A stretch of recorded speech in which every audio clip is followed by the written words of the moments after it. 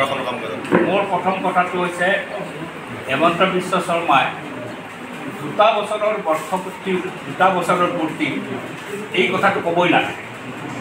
কাৰণ হেমন্ত বিশ্ব শৰ্মা বা বিজেপি চৰকাৰ 2 বছৰ নহয় 7টা বছৰ ধৰি আমাৰ ৰাজ্যত ফ্ৰম 16 টু আজি 23 সেই 7টা বছৰৰ এচিভমেণ্টটো তেওঁ কওক কি আছে। তেওঁ নকৈ পেলাই আজি 2 বছৰত তেওঁ তাৰমানে যোৱা সৰ্বানন্দ সোণোৱালৰ নেতৃত্বৰ 5টা বছৰৰ চৰকাৰৰ কোনো দায় দায়িত্ব হিমন্ত বিশ্ব শৰ্মাই ল'ব খোজা কিন্তু চৰকাৰটো যদিও আন্দোলনৰ চৰকাৰ হ'লতে তেওঁ নল'ব নিশ্চিত কিন্তু বিজেপিৰে চৰকাৰ তেওঁ যদি ক'ব লাগে তেতিয়াহ'লে 7টা বছৰ পূৰ্তি উপলক্ষে অনুষ্ঠান কৰিব লাগে। ৱাই টু অকল হেমন্ত বিশ্ব শৰ্মাই নিজকে জাহিৰ কৰাৰ কাৰণে নিজকে প্ৰজেক্ট কৰাৰ কাৰণে 2 বছৰৰ কথা কিন্তু এতিয়া যদি 2 বছৰৰ কথা কয় তেতিয়াহ'লে মই বিৰোধী পক্ষত মই এই 2 বছৰ ক্ল'জলি চৰকাৰখনৰ কাম কাজক অনুসৰণ কৰিছোঁ, পৰ্যবেক্ষণ কৰিছোঁ, বিভিন্ন সময়ত এছেম্বলিৰ পৰ্যায়ত বিভিন্ন বিষয়ত বিতৰ্কত লিপ্ত হৈছোঁ।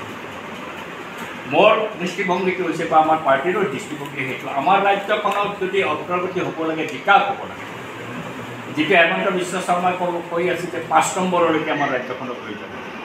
এতিয়া নীতি আয়োগৰ বিভিন্ন প্ৰতিবেদন প্ৰধানমন্ত্ৰীৰ প্ৰগ্ৰেছ ইণ্ডেক্স যি ৰিপৰ্ট এই ৰিপৰ্ট মতে দেখা গৈছে যে আমাৰ ৰাজ্যখন একেবাৰে শেষৰ পৰা 2 নম্বৰ 3 নম্বৰত থাকে।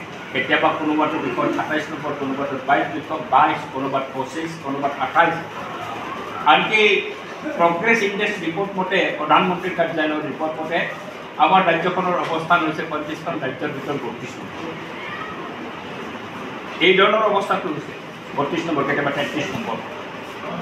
তেতিয়াহ'লে ৰাজ্যখন 5ম স্থানলৈকে নিয়াৰ ক্ষেত্ৰত বিগত 2 বছৰত হেমন্ত বিশ্ব শৰ্মাৰ নেতৃত্বৰ বিজেপি চৰকাৰে মই সৰ্বানন্দ চৰকাৰৰ কথা বাদে ৰাজ্যখনক বিকাশৰ ক্ষেত্ৰত তেওঁ কি ইতিবাচক পদক্ষেপ গ্ৰহণ কৰিছে মোৰ দৃষ্টিভংগীত কোনো ইতিবাচক পদক্ষেপ গ্ৰহণ কৰিব পৰা নাই।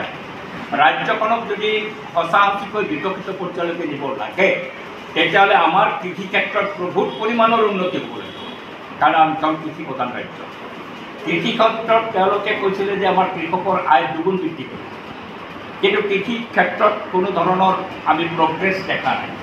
আনকি পেডি প্ৰকিউৰমেণ্টৰ ক্ষেত্ৰত যিটো তেওঁলোকে টাৰ্গেট ঘোষণা কৰিছিল 10 লক্ষ মেট্ৰিক টন তেওঁলোকে ধান ক্ৰয় কৰিব গৰ্ব কৰি কয় তেওঁলোকে MSPটো এতিয়া 2040 টকালৈকে বৃদ্ধি কৰিছে পাৰ কুইণ্টল, এইটো গৰ্বৰে কয় কিন্তু তেওঁলোকে ক্ৰয় কিমান কৰিছে এইটো ৰেটত কিমান ক্ৰয় কৰিছে। এইবাৰ